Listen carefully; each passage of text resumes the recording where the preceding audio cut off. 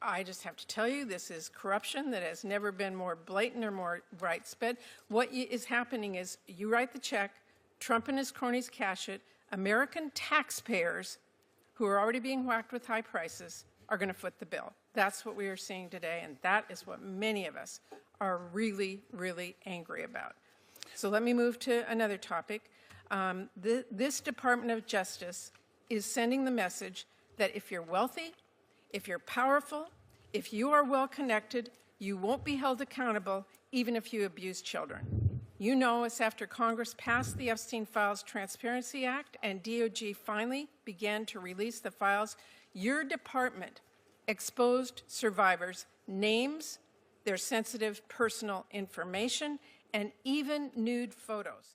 What you just watched was not a debate about legal procedure. It was a direct accusation of corruption made on the record to the acting Attorney General of the United States. Here is what Murray was talking about. On Monday, the Department of Justice settled President Trump's lawsuit by setting up a fund worth $1.8 billion. That number alone is extraordinary. But here is what makes it different from any other legal settlement. Trump and his hand-picked appointees will decide who receives that money. Not a judge, not an independent commissioner. The president himself, through people he personally chose, will control how $1.8 billion of taxpayer money gets distributed. Murray called it what it is, a slush fund. The sitting president of the United States using the Department of Justice to loot from the Treasury for his own gain. Blanche said that's not what happened. Watch what Murray said next. Thank you, Mr. Chairman.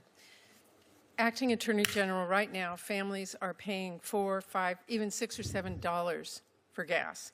Inflation is at its highest level in years because of the president's policies. But instead of helping Americans get by, President Trump is literally using their tax dollars to set up a slush fund to enrich his own friends. On Monday, your department settled the president's lawsuit by setting up a fund with $1.8 billion, and you and the president will pick the handful of people who decide how that money gets doled out. So let's be clear. What we're talking about is nothing short of the sitting president of the United States looting from the Treasury for his own gain. Do you seriously think this arrangement is appropriate? The president telling the federal government to settle a case and let him pay billions to the people that he chooses? What you just described wouldn't be appropriate, and that's absolutely not what happened, and that's not what's happening now. So you just set up a series of facts, most of which were not true. No, No, it's not. I mean, the president has set up a slush fund, however you want to say that it got set up, and he literally will get to choose through his hand-picked appointees who gets paid that fund. That is absurd. The president did not set up this fund. It's not a slush fund. It's been done many times. We have lots of funds. I heard your response earlier to Senator Van Hollen. This is not comparable to the case that you cited.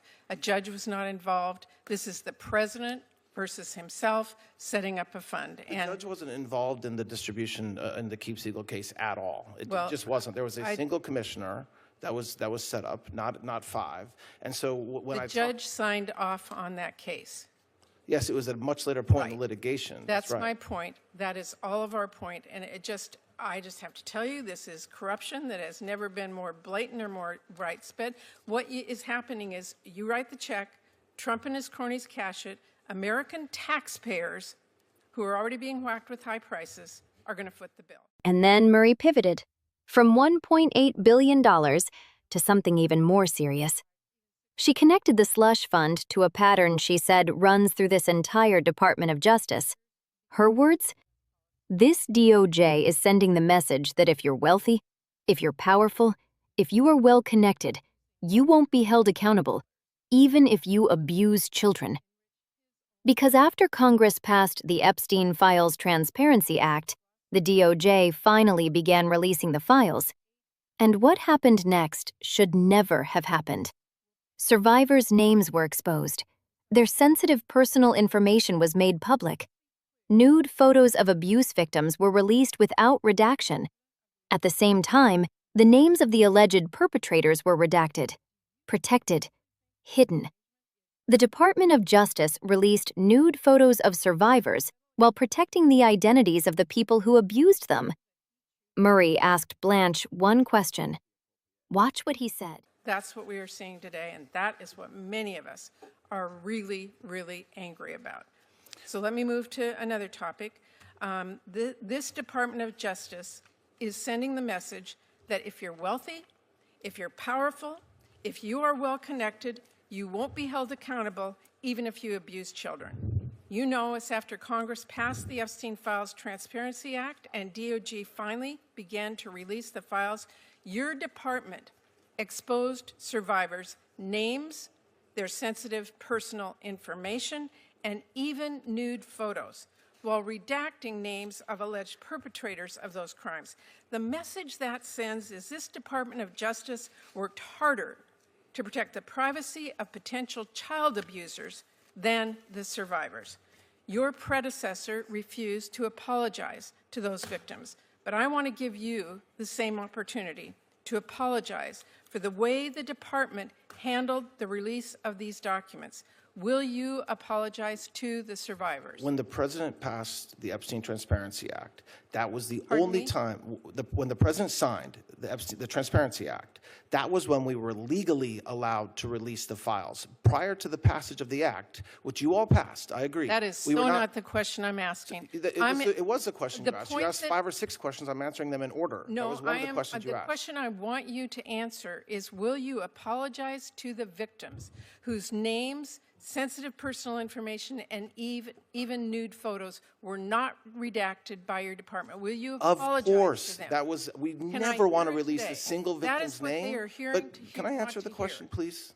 Is I'm it fair? asking if you'll apologize. So I just said yes, but I would like an explanation to be given to that. What this act did is it required us to review over 6 million pieces of paper in a very short period of time. And so 0.001%, we made mistakes, and we owned up to them. And the second that a victim or their lawyer told us that we made a mistake, we pulled that document down, and we put lawyers 24/7 in being responsive to victims and their lawyers to make sure that we fixed every single problem. And so, yes, I hear your anger. I'm not angry. No, I'm not angry. I hear I'm just making sure it's understood that we matter. There are nude photos released. I just want to hear you say, I apologize to those victims. So, as I just said, of course, any time we release a victim's name that shouldn't be released, we have failed as a Department of Justice. And so we have to do everything that we can to not fail. Well, I haven't heard the words, I apologize. I'm trying to give you an explanation of what happened. I don't think you're really interested in that because you keep on cutting me off. But I have a few more questions here, and I want to know, and I know that Senator Van Hollen raised this, but I want to ask you, will you personally commit to meeting with the survivors? I have heard from them personally that DOJ refused to meet them, and I'm asking about you. I'm asking about the Justice Department reaching out to them to be heard, not waiting for them to navigate a legal system that has obviously repeatedly failed them so far. Can I answer? Yeah, will you reach out to them? So, as we have said repeatedly, of course, any lawyer, now if a victim has a lawyer, I'm not allowed to reach out to the victim directly, you know that. But any lawyer can reach out to the Department of Justice. They have, and I've met with many victims and their lawyers, as has the FBI, as has the SDNY. We will always meet with victims' counsel. Any victim or their lawyer can come forward to the FBI with these at women, any time. and I've met with them, and I know Senator Van Hollen has, and so many other. They are personally so feeling abused again and again by what happened to them originally, and now what's happening by them. I am saying to you, as a human being, don't make them navigate a system that is impossible to navigate, that's already abused them. Reach out and ask to meet with them. You're asking me to call, you want me to personally call the victims? Is that what you're asking me to do? I can help you reach them. Oh, that would be great. Yes, because we have said from day one, of course, there have been members that have done that. And we immediately reach out to the victims or their lawyers when the lawyers want and say they want to do it. We will follow up on that. Thank you very much. Let's be precise about what this hearing showed. Many of us In one exchange, Senator Murray connected two things that the Department of Justice does not want connected. A $1.8 billion settlement where the president's hand-picked appointees will decide who gets paid, and an Epstein file release, where survivors' nude photos were made public while their abusers' names were hidden. Murray called both of these part of the same message, that this DOJ protects the wealthy, the powerful, and the well-connected, even when they abuse children. Blanche never said the fund was appropriate. He said it wasn't what Murray described. Blanche never said, "I apologize." He said, "Of course, and we failed, and we made mistakes." And when Murray offered to personally connect him to the survivors of Jeffrey Epstein's crimes, he said, "That would be great." Not, "We should have done this already." Not, "I am sorry we didn't reach out sooner." That would be great. The survivors of Epstein's crimes did not need great. They needed accountability. They needed two words: "I apologize." And the Department of Justice could not say them. Prior to the passage of the act. Subscribe to Dana Weston Daily, because the words the DOJ couldn't say, we will keep saying them until someone does. Drop a comment. Do you think this $1.8 billion fund should be controlled by the president? We read every single one.